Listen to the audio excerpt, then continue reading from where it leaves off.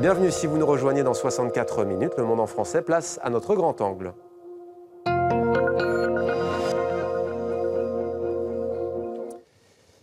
Il y a 15 ans, en 2000, la CIA imagina le monde de 2015. Nous y sommes. Eh bien, ce rapport, qui a servi de référence à de nombreux experts, s'avère peu prophétique. En 2015, selon la CIA, le monde baigne dans la croissance, la Russie s'effondre et surtout, il n'y a pas d'islamisme radical.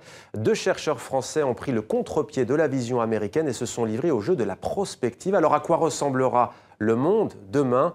Deux hommes avec nous pour en parler. Thomas Flichy de Lanneville, bonsoir, merci d'être avec nous. Vous êtes historien, vous êtes le co-auteur du livre intitulé « 2030, le monde que la CIA n'imagine pas », édition Bernard Giovannangeli, donc éditeur. Avec nous également, co-auteur aussi de cet ouvrage, Grégoire Mathias, bienvenue à vous. Bonsoir. Vous êtes également historien, docteur en histoire contemporaine. Je précise que vous enseignez tous les deux à l'école militaire de Saint-Cyr, Couët-Quidan. Thomas Flichy de Lanneville, dans ce livre, vous imaginez donc le monde dans 15 ans. Pour ce faire, vous êtes basé, je viens de le dire, sur ce qu'avait dit la CIA en 2000. Vous avez analysé les prévisions de l'agence de renseignement américaine. C'est donc d'abord un exercice critique. Pourquoi tant d'erreurs, selon vous, de la CIA ? L'une des erreurs tient sans doute au choix méthodologique fait par le rapport de la CIA qui a concentré de très grandes équipes et qui a eu du mal à opérer un choix finalement. Ce rapport propose des scénarios qui sont très différents les uns des autres, mais n'a pas le courage de proposer un scénario possible. L'un des autres problèmes, c'est que ce rapport est très technique. Il fait une analyse exclusivement économique du monde, en passant sous silence les cultures. Il lui manque certainement l'imagination créatrice et poétique. À décharge de la CIA tout de même, Grégoire Mathias, précisons que ce rapport a été rédigé, je l'ai dit, en 2000, donc avant les attentats contre le World Trade Center du 11 septembre 2001. Bien entendu, c'est vrai que c'est toute la difficulté lorsqu'on fait une prospective. C'est s'imager faire une prospective en 2015, c'est un peu comme si on était en 2000 et on imaginait le monde en 2015. Donc là, nous sommes en 2015 et nous imaginons le monde en 2030. Alors évidemment, il peut y avoir des choses qui vont se passer ou en revanche des choses qui peuvent être infirmées par les événements. Mais c'est pas parce qu'un événement va arriver et va infirmer ce qu'on va dire que dans 15 ans, ça va pas se passer. Donc, si c'est solide. Si c'est solide, c'est toute la difficulté évidemment. Thomas Flichy de Lanneville, donc 2030, c'est dans 15 ans, ça vient très vite, c'est déjà demain votre chapitre. On va peut-être parler tout à l'heure de la France, mais non, on va même commencer par la France justement. Le premier chapitre en dit long, donc la France, un pays sous tutelle. Effectivement, la France telle que nous la connaissons aujourd'hui n'existera plus en 2030, elle se sera bouleversée et l'un des principaux aspects qui va émerger, c'est une recomposition des élites. En effet, face à la crise multiforme que nous connaissons, les élites technocratiques en place, que nous qualifions d'élites mortes pour une partie d'entre elles, sera incapable de gérer la violence à venir. Et il se produira ce qui s'est passé au début de la guerre de 14, lorsqu'une grande partie du corps des officiers a été incapable d'exercer ses responsabilités et ont émergé du chaos et de la violence des hommes nouveaux. C'est sans doute ce que nous allons connaître. Et la tutelle, elle est évidemment liée à la situation financière de la France qui sera difficile faute de réforme.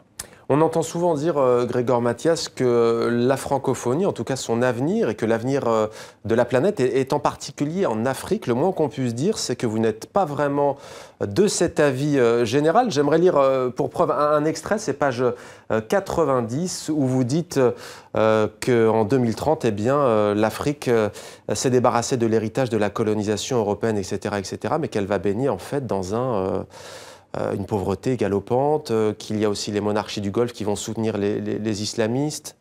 Donc en fait, le problème de tout ce prospectif, c'est qu'on baigne soit entre l'afro-pessimisme ou l'afro-optimisme. Alors il y a une partie de l'Afrique qui va sûrement s'en sortir, on parle de l'Afrique orientale, où on parle de l'influence déjà des Asiatiques, des Indiens, qui vont prendre sûrement le relais des Chinois. En revanche, le Nigeria, qu'on considérait comme l'État imaginé encore il y a 2 ans.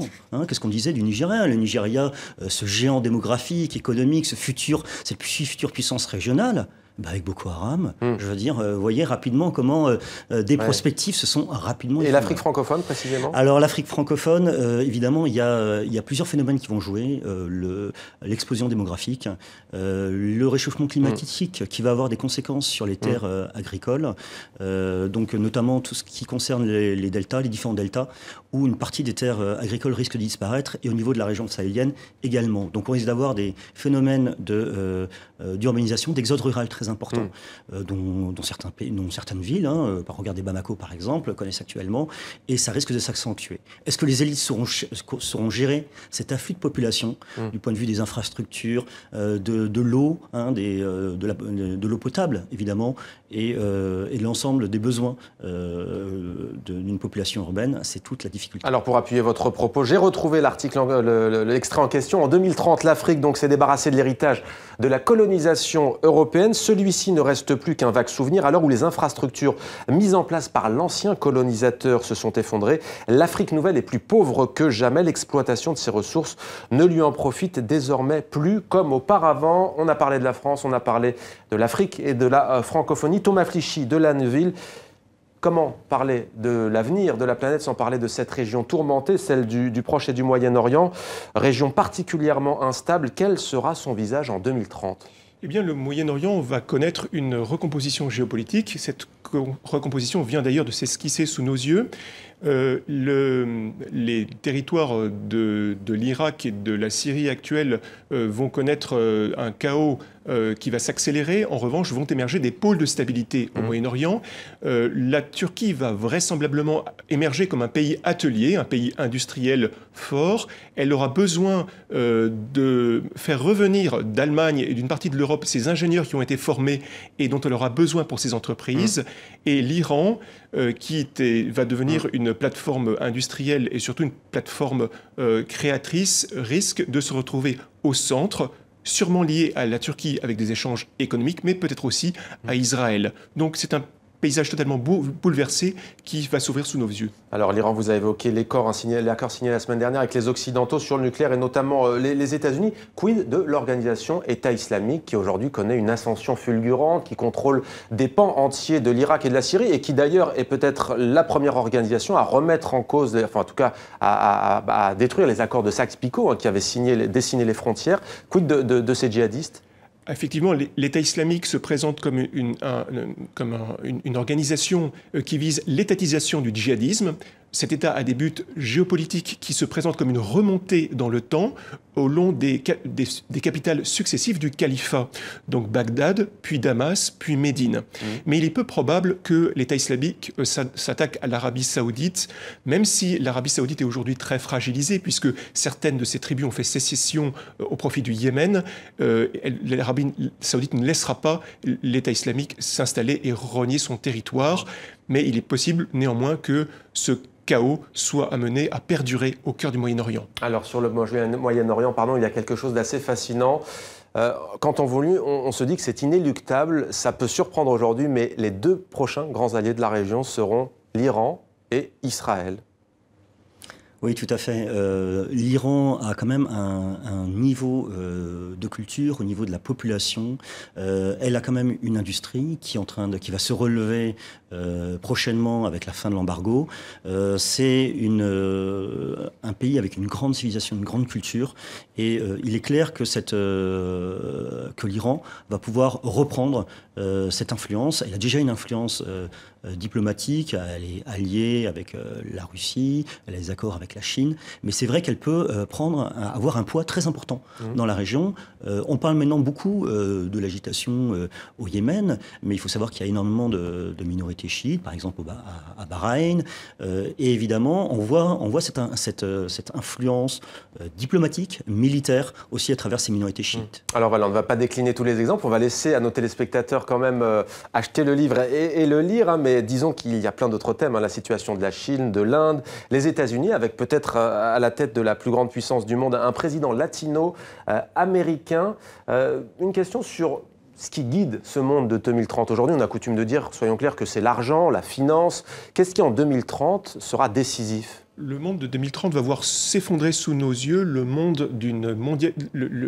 d'une mondialisation pacifiante et il va être marqué par le retour des identités et des cultures. Ouais. Effectivement, les États-Unis se seront retirés du Moyen-Orient puisqu'ils exploiteront leur propre gaz de schiste et n'auront plus besoin de ces hydrocarbures.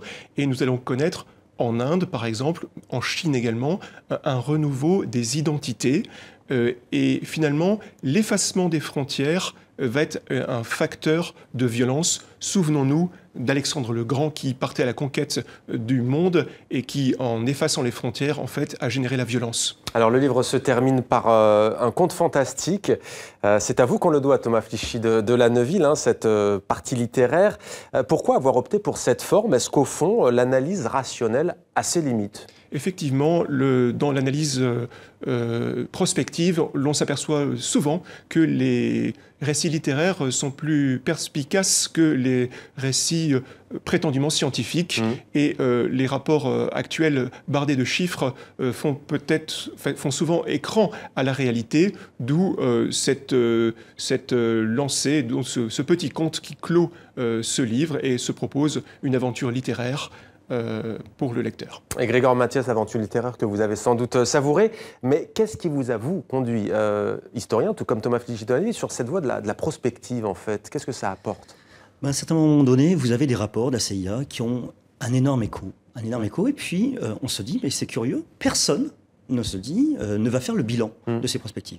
Et nous, on a décidé de se dire, bon, il y a une prospective américaine qui est assez médiatique, assez médiatisée, une prospective européenne très technocratique, très difficile à lire, un début de prospective aussi de la France, avec la défense notamment, mais en fait, personne ne fait le lien. Donc on a décidé de faire le lien entre... C'est ça le cœur de votre travail. Alors, en fait, c'est comme ça que vous allez travailler. On reprend ces différentes prospectives, on regarde ce qui nous semble cohérent et qui semble réussir, on dit ce qui a échoué, on dit pourquoi ça a échoué, et puis à partir de là, il y a aussi, à un certain moment donné, l'actualité ou des éléments d'actualité qui peuvent nous aider, entrer en ligne pour décider de ce qui va se passer par la suite. Voilà. 2030, le monde que la CIA n'imagine pas, mais que Thomas Flichy de La Neuville et Grégoire Mathias ont eux imaginé avec des documents à l'appui et donc une part d'imagination et de fantastique. Merci à tous les deux d'avoir accepté de témoigner sur le plateau de 64 minutes sur TV5 Monde.